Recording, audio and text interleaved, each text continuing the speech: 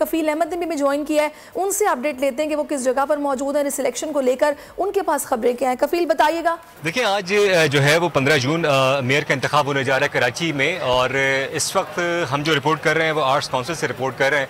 Arts council में जो है वो अब से कुछ देर बाद बाकायदा पोलिंग का अमल शुरू होगा। थोड़े मेरे अपने कैमरामैन से दिखा दूं कि इस वक्त जो सूरत हाल है, तमाम जो चेयरमैन हैं दोनों पार्टी की, जो मरकजी पार्टियाँ हैं पाकिस्तान पीपल्स पार्टी और जमात इस्लामी, उनके चेयरमैन जो हैं वो बड़ी तादाद में यहाँ पहुँचना शुरू हो गए, और PTI के जो चेयरमैन थे वो भी यहाँ पहुँचना शुरू हो गए। अब से कुछ देर कबल जो शाह फैसल के सादुल्ला, उनसे हमारी बात हुई, और उसके अलावा एक खातून थी जमीला ज़मीर, उनका कहना यह था कि हम जो है वो अपने चेयरमैन की हिदायत पर जो है वो यहाँ पर वोट कास्ट करने के लिए आए हैं, और उनका कहना यह था कि मुकम्मल तौर पर सपोर्ट करेंगे वो हाफिज़ नईमुर रहमान को। तहम अब तक जो तादाद है उनकी वो 5 है, और मज़ीद उनके लोगों का इंतज़ार है, जबकि जो जमात इस्लामी के जो है वो इस वक्त आर्ट्स काउंसिल के जो मरकज़ी गेट है वहाँ से तमाम प्रोसेस के बाद जो है वो नारे लगाते हुए अल्लाह अकबर के वो अंदर जो है वो दाखिल हो रहे हैं। थोड़ा सा आपको जो यहाँ पर इलेक्शन कमीशन ने जो बाकायदा जो हिदायत दी है उसके मुताबिक यहाँ 4 काउंटर्स जो हैं वो बनाए गए हैं चेयरमैन के लिए, और उनको यहाँ पर मोबाइल्स उनको यहाँ सबमिट कराने होंगे। मोबाइल्स को जो है वो अलाउ नहीं किए गए, और मीडिया के लिए भी यही हिदायत है कि मीडिया अंदर अलाउ, वो कवरेज के लिए अलाउ नहीं है, सिर्फ सरकारी मीडिया जो है वो अंदर होगा।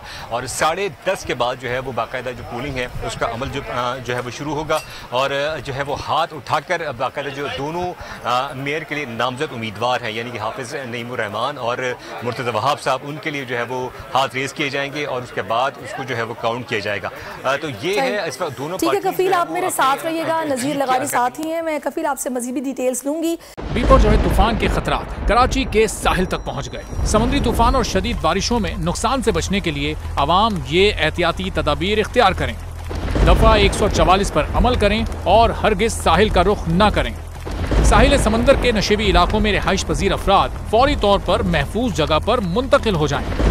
दौरान बारिश और आंधी में गैर जरूरी बाहर निकलने से परहेज करें। तमाम जरूरी अद्वियात प्लास्टिक के बैग में अपने साथ रखें।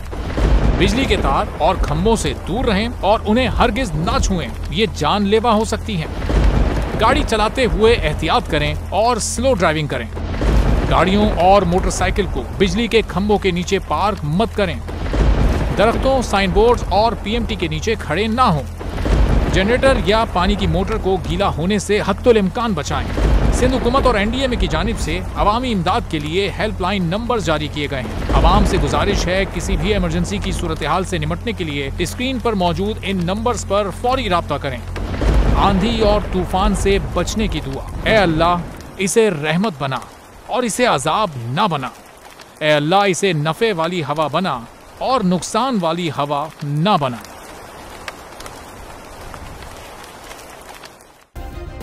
सब्सक्राइब करें और बेल दबाएं ताकि कोई खबर रह न जाए।